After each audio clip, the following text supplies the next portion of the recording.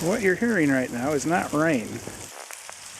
That's actually the ice falling out of the trees from the rain this morning when it was 30 degrees.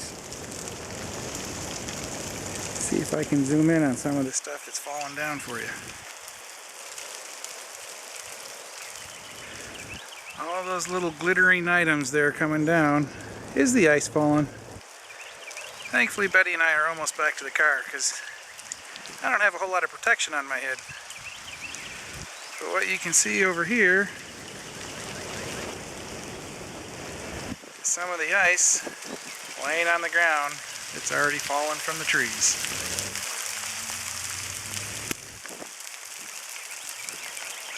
And yesterday it was 82 degrees. That's Oklahoma for you.